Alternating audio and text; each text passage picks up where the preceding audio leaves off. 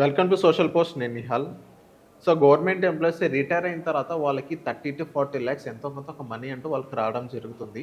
వచ్చిన మనీని ఎలా డైవర్సిఫికేషన్ చేయాలి, ఐ మీన్ ఎలా ఇన్వెస్ట్ చేయాలి, ఎక్కడ ఇన్వెస్ట్ చేయాలి, దీని గురించి చెప్పడానికి ఫినాన్షియల్ ప్లానర్ మధు గారు ఉన్నారు. ఒకసారి మన సార్తో మనం మాట్లాడదాం.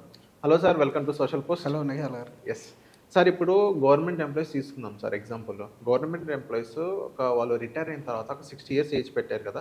సరే, వాలంటరీ రిటైర్మెంట్ కానీ రిటైర్మెంట్ అయిన తర్వాత కానీ 30 to 40 lakhs వాళ్ళకి కార్పస్ అంటూ జనరేట్ అయ్యి వాళ్ళ చేతిలోకి వస్తుంది.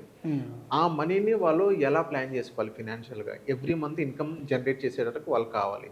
సో మొత్తం అమౌంట్ 30 to 40 lakhs ఒక ఇల్లు కొన్నాం కానీ, ఫ్లాట్ కొన్నాం కానీ, ఐ మీన్ రియల్ ఎస్టేట్ అంటున్నాను, రియల్ ఎస్టేట్లో ఇన్వెస్ట్ చేయడం మంచిదా, లేకపోతే అదే మనీని డైవర్సిఫికేషన్ చేసి ఇందులో కొంచెం ఇందులో కొంచెం ఇందులో కొంచెం ఎలా ప్లాన్ చేయాలంటారు? సో జనరల్గా మనకు రిటైర్మెంట్కి వచ్చేసరికి ప్రతి ఒక్కరికి రిటైర్మెంట్ ప్లాన్ యొక్క ముఖ్య ఉద్దేశం అనేది ఏంటి అనేది మనం ఆలోచిస్తే ఫ్యూచర్లో మన సంపాదన ఆగిపోయింది కానీ ఖర్చులు ఆగవు. ఈ ఖర్చులు ఆగవు, ప్లస్ ఖర్చులు పెరుగుతాయి. ఓకే, ఇప్పుడున్న ఖర్చులు మళ్ళీ పెరిగే ఛాన్స్ అనేది ఎక్కువ ఉంటుంది కానీ తగ్గే ఛాన్స్ అయితే ఉండదు. మీరు మెడికల్ దగ్గర నుంచి చూసుకుంటే మీరు జాలీగా ఎంటర్టైన్మెంట్ బడ్జెట్ కానివ్వండి, లైఫ్ స్టైల్ ఇన్ఫ్లేషన్ కానివ్వండి, అన్నీ కూడా 25 years ఉన్న వాళ్ళకి ఎంత ఉంటుందో సేమ్ 60 years ఉన్న వాళ్ళకి కూడా అంతే ఉంటుంది, ఇంకా అంతకంటే ఎక్కువ అవుతుంది. ఎందుకంటే యంగ్ ఏజ్లో హెల్త్ బాగుంటుంది, హెల్త్ ఖర్చులు ఉండవు. రిటైర్మెంట్ తర్వాత హెల్త్ సపోర్ట్ చేయదు, మెడికల్ ఇన్ఫ్లేషను, ప్లస్ మనం ఖాళీగా ఉంటాం కాబట్టి బంధువుల ఇళ్ళకి కూడా వెళ్తాం, తీర్థయాత్రలకు వెళ్తాం. సో అలా డే బై డే ఖర్చులు అనేవి పెరుగుతూ ఉంటాయి. అయితే ఈ లంసమ్ ఒకేసారి వచ్చిన అమౌంట్ని మనం పాతకాలం నుంచి చూసుకుంటే ఫాదర్ దగ్గర నుంచి కూడా ఏదైనా పెద్ద అమౌంట్ వస్తే అరే ఏదైనా ఒకటి తీసేసుకో, లేదంటే ఆ డబ్బు నీ దగ్గర ఉండదు, ఖర్చు అయిపోతుంది అని ఒక భయం ఉంటుంది. దానివల్ల అందరం రియల్ ఎస్టేట్ సైడ్ కానీ, ఏదైనా కొత్తగా ఇంకో హౌస్ ఉంటే ఇంకో హౌస్ తీసుకొని రెంటల్ పర్పస్లో ఇవ్వడం కానీ, లేదా ఇవేమొద్దు నాకు ఎఫ్డీలో చేసేస్తే ఎంతో కొంత రిటర్న్ వస్తుంది కాబట్టి ఆ ఇంట్రెస్ట్తోని మనం లైఫ్ గడుపుకోవడం ఇలా చేస్తుంటాం. అయితే జనరల్గా ఈ రోజులలో మార్కెట్లో కొన్ని రకాల సిచ్యువేషన్ మీరు చూస్తూ ఉంటే పెద్ద పెద్ద అంటే ఆల్మోస్ట్ 60 ఏళ్ళ తర్వాత ఆ వచ్చిన కార్పస్ని వీళ్ళు దాన్ని తొందరగా పెంచాలనే ఉద్దేశంతో కూడా కొన్ని రకాల ఫ్రాడ్ స్కీమ్స్లో ఇన్వెస్ట్మెంట్ చేసే న్యూస్ అనేది మనం చూస్తూనే ఉన్నాం. ఇక్కడ నేను ఫ్రీ లంచ్లో పెట్టాను, లేదంటే ఇంకెక్కడో మనకు ఈ గేమింగ్ యాప్స్ కానీ, లేదా రకరకాలు అంటే మామూలుగా ఈ 30-40 lakhs ఒకేసారికి వచ్చేసరికి కొంతమందికి ఫైనాన్షియల్గా డిసిప్లిన్ ఉంటారు కాబట్టి వాళ్ళు ప్రాపర్ ప్లాన్ చేసుకుంటారు. ఎవరికైతే ఫైనాన్షియల్గా అవేర్నెస్ కానీ డిసిప్లిన్ కానీ లేదో వాళ్ళు ఈ డబ్బును సరిగా వాడుకోలేక ఇప్పుడు మీరు ఒక ప్రాపర్టీ కొన్నారు, ఫర్ ఎగ్జాంపుల్ ఇది ఫ్యూచర్లో ఉండిపోతుంది మనకు అవసరానికి అని అనుకున్నాను.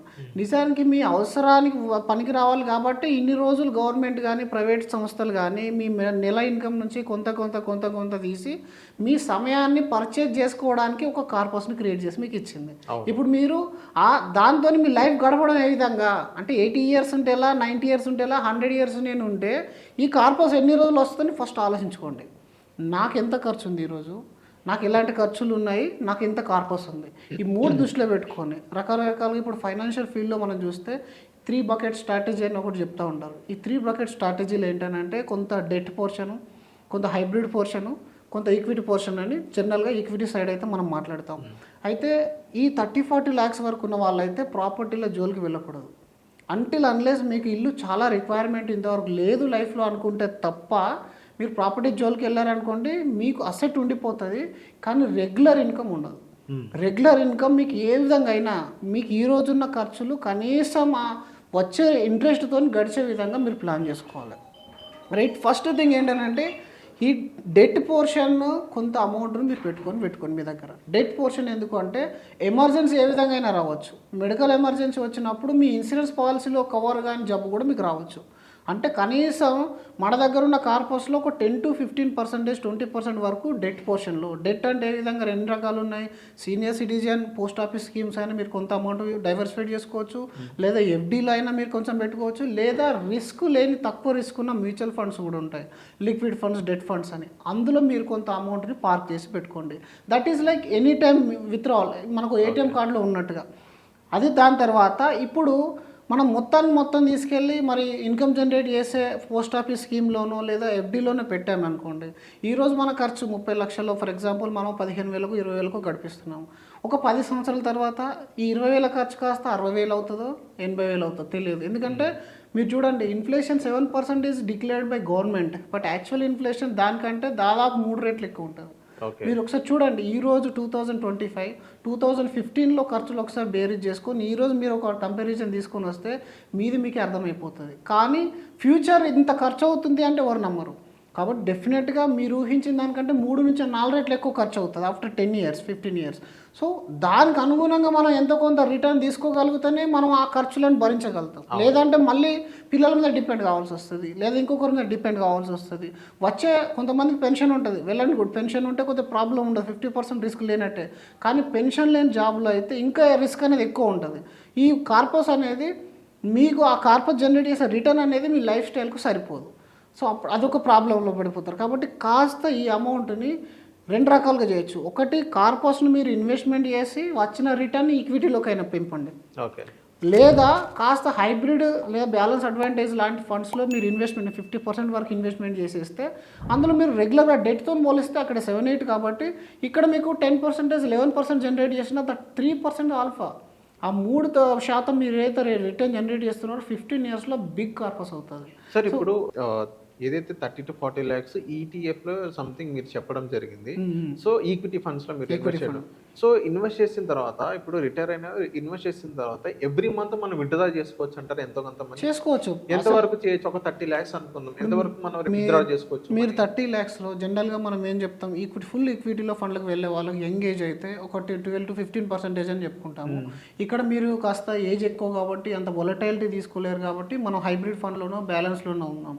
ఫర్ ఎగ్జాంపుల్ మన పోర్ట్ఫోలియో ఒక 10 to 11% రిటర్న్ జనరేట్ చేసింది. 30 lakhs మీద మన 10% అంటే ఎంత అవుతుంది? సంవత్సరానికి 3 lakhs అవుతుంది. ఆ 3 lakhsని డివైడెడ్ బై 12 చేసేసి మీరు తీసేసుకోవచ్చు. ఎందుకంటే మీరు మళ్ళీ కార్పస్ పెంచడాల్సిన అవసరం లేదు. వచ్చిన రిటర్న్ మనకు మొత్తం తీసేసుకునే అవకాశం ఇక్కడ ఉంది కాబట్టి వచ్చిన రిటర్న్ మొత్తం అంటే 9% వరకు మీరు సేఫ్గా ఇన్వెస్ట్మెంట్ విత్డ్రాల్ అనేది చేసుకోవచ్చు. అప్ టు 9% వరకు ఎలాంటి ప్రాబ్లం లేదు. మీరు ఈరోజు 60 years ఉన్నాం, మీ లైఫ్ స్టైల్ ఇంకొక 30 years, ఒక 90 years అవుతాయి. ఈ 90 yearsలో ఈ కార్పస్ ఏ రోజు అయ్యే విధంగా ఎక్సెల్ షీట్లు వేస్తే ఫార్ములా వచ్చేస్తుంది. నా దగ్గర ఉన్న 30 లక్షల్ని నేను 9%, 10% తీసుకుంటే ఇది ఎప్పుడు 0 అవుతుంది అనేది మీకు ఒక క్యాలిక్యులేషన్, దానికి ఒక క్యాలిక్యులేటర్ ఉంటుంది. ఫైనాన్షియల్ అడ్వైజర్ దగ్గర అది అవైలబుల్ ఉంటుంది, లేదా మీకు ఆన్లైన్లో కూడా చాలా దొరికిపోతాయి. దీన్ని ఏ రోజు అవడానికి ఎంత టైం పడుతుంది, ఎంత తీసుకుంటే ఏ రోజు అవుతుంది. మీరు 6%, 7% తీసుకుంటే ఎప్పటికీ ఏ రోజు కాదు. అది మీ లైఫ్ మళ్ళీ మీ వైఫ్ వాళ్ళ లైఫ్ ఎండ్ అయ్యేంత వరకు కూడా అది ఏ రోజు కాదు. ఎందుకంటే అది రిటర్న్ జనరేట్ అవుతూ ఉంటుంది కాబట్టి మీరు తీసుకునేది పోర్షన్ అనేది తక్కువ, 50% తీస్తున్నారు. మీరు 9 to 10% కనుక తీసుకున్నట్టయితే మీరు లాస్ట్ 15 years హిస్టరీ కూడా ఉంది. మీరు ఏదైనా ఒక ఫండ్ తీసుకొని అందులో SWP మోడ్లో క్యాలిక్యులేటర్ వచ్చేస్తుంది. ఏదైనా ఒక ఫండ్ని తీసుకొని అందులో 15% విత్డ్రాల్ పెట్టండి, అది ఎన్ని సంవత్సరాలకు 0 అయింది. 6% పెట్టండి, 10% పెట్టి ఎన్ని సంవత్సరాలకు 0 అయింది. ఆ విధంగా మీరు 90 yearsకి లేదా 100 yearsకి క్యాలిక్యులేషన్ వేసేయండి. ఆ క్యాలిక్యులేషన్ వేసి మనకు మళ్ళీ దీన్ని నెక్స్ట్ జనరేషన్కు ప్లాన్ చేసి నా పిల్లలకి ఇస్తా వాళ్ళకి ఇస్తా ఇట్లాంటి ప్లాన్ పెట్టుకోకండి. ఎందుకంటే ఈరోజున్న ఆపర్చునిటీస్కి పిల్లలైనా మీ గ్రాండ్ చిల్డ్రన్ అయినా వాళ్ళు సంపాదించుకోగలుగుతారు.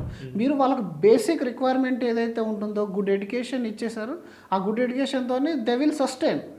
అంతేగాని మళ్ళీ మీ కార్పస్ను వాళ్ళకి ఇవ్వాలని ప్లాన్ చేసుకోవద్దు. మీ కార్పస్ను ఇది ఏ విధంగా 0 అవుతుంది, ఎన్ని సంవత్సరాలకు అవుతుంది, ఇలా వేసేసుకున్నారనుకోండి మీరు 9 to 10% విత్డ్రాల్ చేసినా మీకు ఏం ప్రాబ్లం అనేది ఉండదు. అంటే హిస్టరీ చెప్తుంది, అది హిస్టరీలో మీకు అలాంటి రిటర్న్ అనేది జనరేట్ అయింది. లేదు కాస్త నేను కార్పస్ ఇవ్వాలి అనుకుంటే 6% వరకు ఆగండి.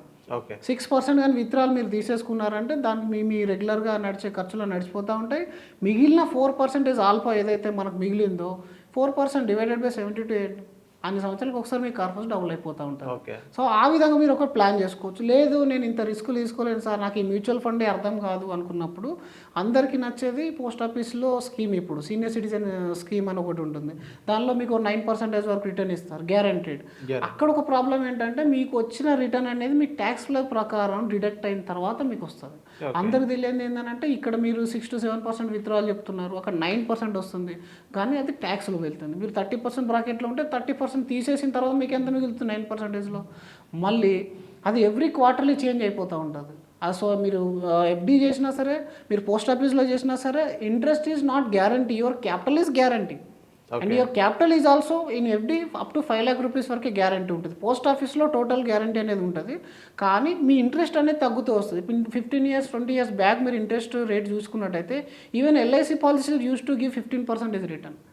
ఆ రోజుల్లో 15% FD కూడా ఇచ్చేది, 15% సో ఇవి కూడా పోస్ట్ ఆఫీస్ స్కీమ్స్ కూడా ఇచ్చేది.